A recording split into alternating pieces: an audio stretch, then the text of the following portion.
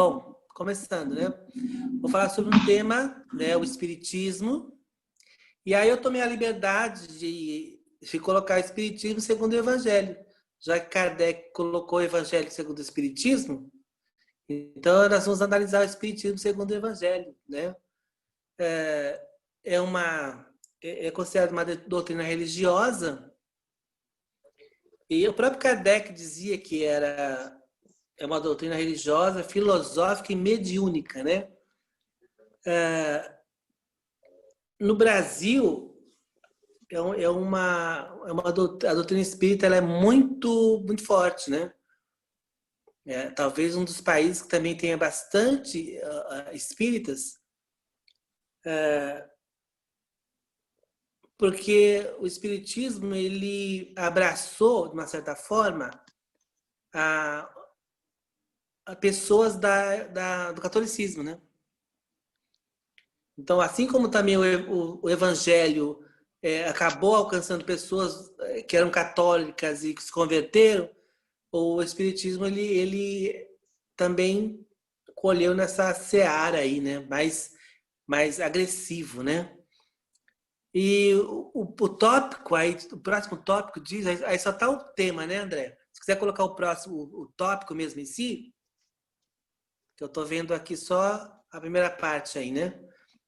O Espiritismo segundo o Evangelho. Tem uns escritos embaixo do próximo, né?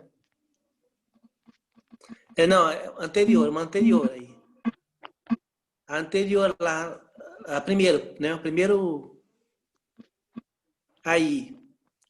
Então ali, ó, o Espiritismo é uma doutrina religiosa, filosófica, mediúnica e também conhecido como moderno espiritualismo, né? Ela foi codificada, ou seja, ela foi colocada de uma forma doutrinária pelo pedagogo francês, que na realidade chama de Kardec. Natália, eu estou no estudo bíblico, Natália. Tem alguém com o som ligado, né? Tem que desligar. Então a doutrina lá foi codificada, ou seja, passada, explicada de forma escrita pelo Kardec, né? Que Allan Kardec é um pseudônimo, né? Na realidade, o nome dele é Hippolyte. Aí o nome dele comprido, Hippolyte Léon Denisard Rivail. Lá por 1857, né? Então ali ele começou a idealizar, começou a escrever, a explicar o que seria o espiritismo, né?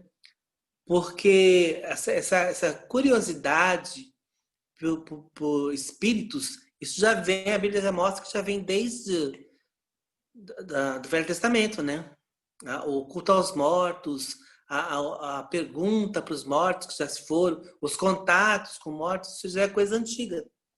Mas estava um pouquinho assim, espalhado, meio confuso. E aí ele veio juntar tudo isso numa doutrina, né? Pode passar o próximo tópico, André? Fala das origens, né? Então, quando é que os espíritas aceitam o início, né? Quando é que houve este interesse, este chamado boom, né, pelo espiritualismo, o espiritismo, né? Se o André quiser passar para o próximo, acho que já dá. Né? As origens do espiritismo.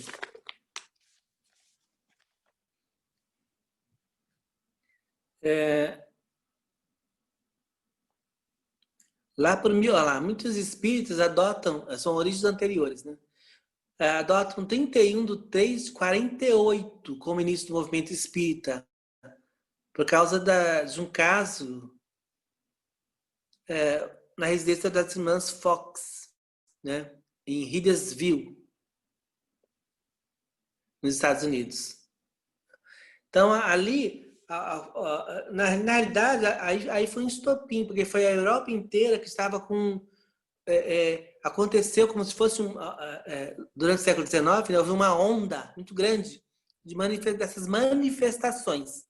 Então, surgiu um interesse muito grande para essas manifestações que eles chamam de mediúnicas, e em Huddersfield eram 3 irmãs, né? 3 irmãs que começaram a dizer que ouviam ruídos dentro da casa, e aquilo foi chamando a atenção da vizinhança, foi espalhando, todo mundo virou uma atração pública. Elas começaram a, a dizer que ouviam, falavam com os espíritos.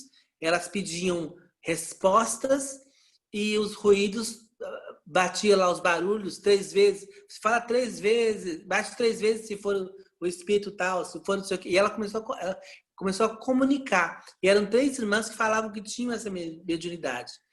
O negócio ficou tão feio que elas tiveram que mudar de casa, mas os ruídos foram atrás delas, na segunda. E depois, uma das irmãs falou que elas combinavam.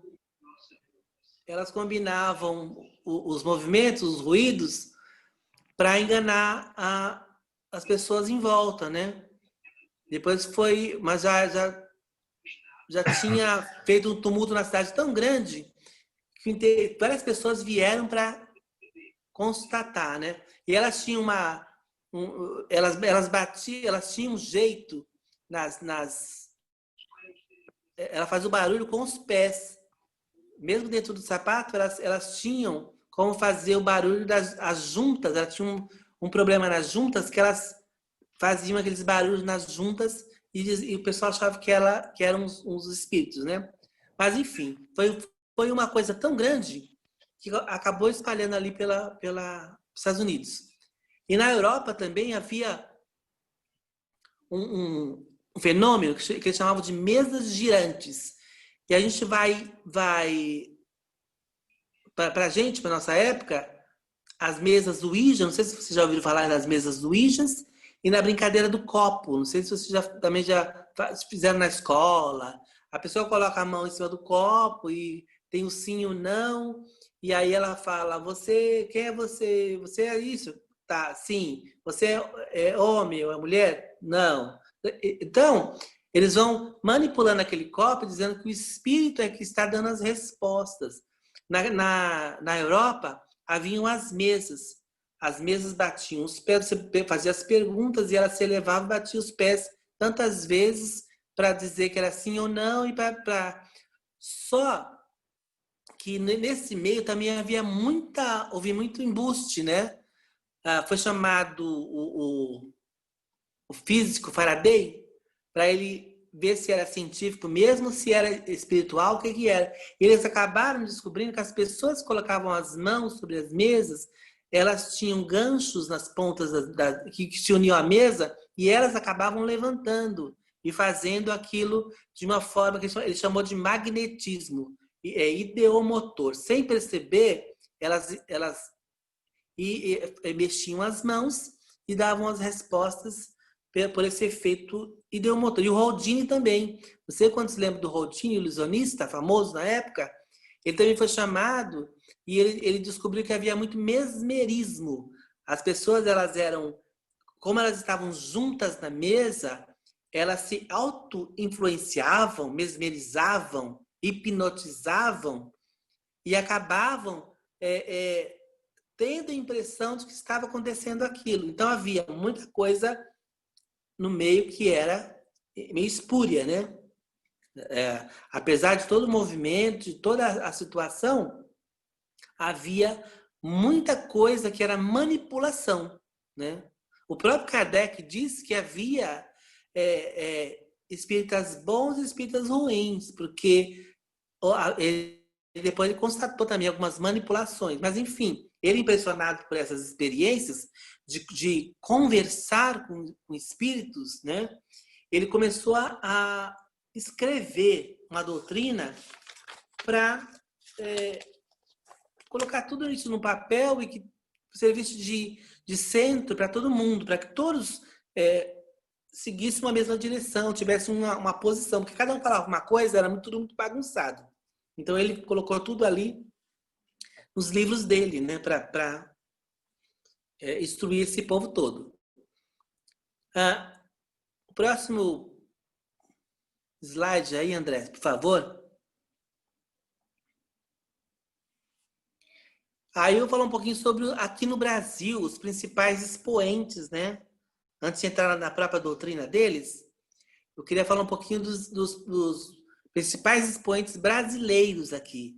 Porque aqui no Brasil também, já desde a monarquia, nós tínhamos grandes políticos influentes, depois na República, que eram espíritas, influenciados por Kardec, por toda essa Revolução Francesa, por todo esse acontecimento na França. Tudo que vinha da França era moderno, na época não era Estados Unidos, era a França. A França era a maior potência cultural da época, e tudo que acontecia lá vinha para cá, né? E então os nossos políticos foram muito influenciados, né? E aqui no Brasil nós temos, eu coloquei 4, tem mais, mas eu coloquei os principais, né? O José Arigó, quem lembra dele, que ele fazia, na realidade o nome dele era Pedro de Freitas, José Pedro de Freitas. Ele começou dizendo que incorporava o espírito do Dr. Fritz. Até hoje o Dr. Fritz está por aí. Segundo ele, foi um médico que foi morto na Primeira Guerra Mundial. Então, quando ele fazia as suas sessões mediúnicas, e ele pegava e cortava as pessoas com facas e canivete mesmo. Eu me lembro que quando eu assistia a TV Manchete, da época, o Avancini, o diretor, ele era espírita. Então, tinha um programa só com essas curas espirituais. Eu me lembro, eu era adolescente, ficava só na Manchete, horrorizado com aquelas coisas, mas vendo. E aí eles pegavam um canivete e cortavam as pessoas, o braço, cortavam os olhos, a retina, tiravam os trecos lá de dentro e dizer que curava, era uma coisa tão bárbara. Mas depois foi proibido, porque caíram matando, porque era curandeirismo e também era uma coisa, era sem nada, sem anestesia, sem asepsia, sem nada. E ele começou a falar isso, que ele incorporava o Dr. Fritz e fazia aquelas operações absurdas. E depois ele veio a morrer com 49 anos num acidente que o próprio espírito Fritz disse para ele que ele iria morrer, né? Aí depois o João Teixeira de Faria, o segundo, né? Que é o nosso João de Deus. A gente conhece ele por causa do escândalo agora que teve recentemente, né? Que ele criou a casa do Inácio Loyola, né? Por orientação do Chico Xavier e do espírito Bezerra de Menezes, né? Ele atendia de graça, mas o problema do João de Deus, que ele atendia de graça, mas ele indicava um remédio lá que os espíritos davam para ele, a receita, que ele chamava de passiflora, que a família dele, que tinha uma farmácia de manipulação, é quem fazia o remédio. Então ele atendia de graça, prescrevia o remédio e aí mandava para a farmácia da família, e a família cobrava o remédio. Quer dizer, então não era tão de graça assim. E se vocês viram o documentário na Globo que ela fez dele, ele tinha garimpo de pedras preciosas, ele tinha fazendas. Então, o de graça não era tão de graça. Ele ficou famoso mundialmente, vinha gente de fora para ele fazer as curas. Oi? A sessão vai finalizar agora em 1 minuto, tá? Então, quando cair, okay, pessoal, vocês retornam, por favor. Tá ok. Quando cair, vocês voltem. Mesmo esquema, tá? Daqui a pouquinho tá caindo, né? Então, em 1 minuto? Isso. Qualquer coisa eu repito aqui. Tá? Então, ele tinha essas coisas que foram descobertas depois, porque ele fazia debaixo do pano. E uma das grandes incentivadoras que jogou ele para o mundo inteiro foi a Oprah, né? A apresentadora americana, que ela fez uma matéria gigante com ele nos Estados Unidos, ele ficou super famoso. E aí vinha gente de fora, do mundo inteiro, para ser